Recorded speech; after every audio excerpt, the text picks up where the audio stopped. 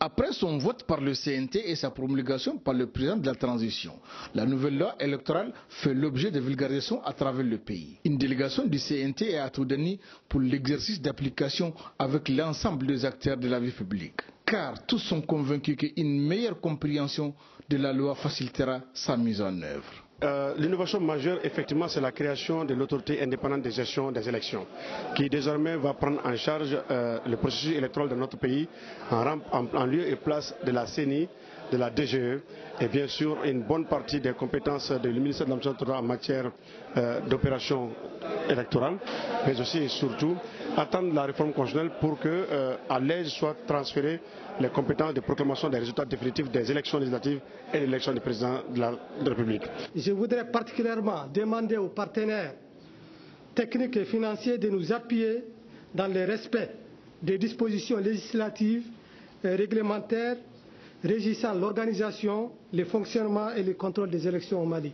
Nous, de communauté Brabiche, nous sommes engagés pour cette nouvelle loi, pour les compagnies, pour qu'on sensibilise les populations pour cette prochaine élection maximum. Après les exposés et les séries de questions-réponses, avec les parlementaires, les participants se disent mieux édifiés sur le nouveau projet de loi. Ils saluent fortement la démarche des parlementaires. Nous avons compris aussi que les détracteurs du CNT ont échoué et que les choses marchent très bien pour la nouvelle loi et qui est vraiment taillée à la mesure du citoyen malien. Quand nous avions appris que serait tenue comme circonscription administrative la région, nous nous sommes sentis exclus. Mais avec vraiment la proclamation de la loi, nous avions senti que ceux qui ont défendu cette loi ont tenu compte de la représentativité du Malien sur tous ces aspects, que ce soit l'aspect géographique et l'aspect démographique. Les politiciens de la région, je l'appelle d'abord pour un engagement par rapport à cette loi, qu'il faut qu'il doit être un engagement réel. Et ça vient des bases. C'est que parmi eux qui est en train de faire la politique, il doit le faire à l'intérieur de la région, avec la population de Taoudeni. Ça, c'est l'appel que j'ai fait à tous les politiciens de cette région. Mais si quelqu'un reste à Bamako, loin de la population, et il essaye à partir de là-bas pour raccrocher à l'État, ça, je pense que c'est des trucs, ça ne marche plus au Mali aujourd'hui.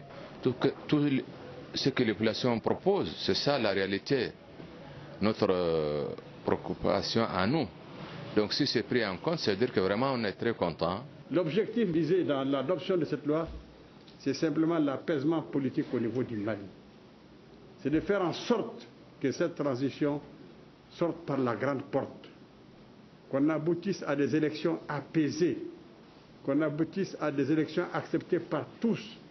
Voilà pourquoi le Conseil national de transition, sous le leadership de son président, le colonel Malik Diop, nous avons adopté cette loi électorale et nous a chargé de venir vous expliquer son contenu ici. À l'issue de cette rencontre d'information, les populations de Toudani ont donné l'assurance de s'engager pour la réussite des prochaines échéances électorales.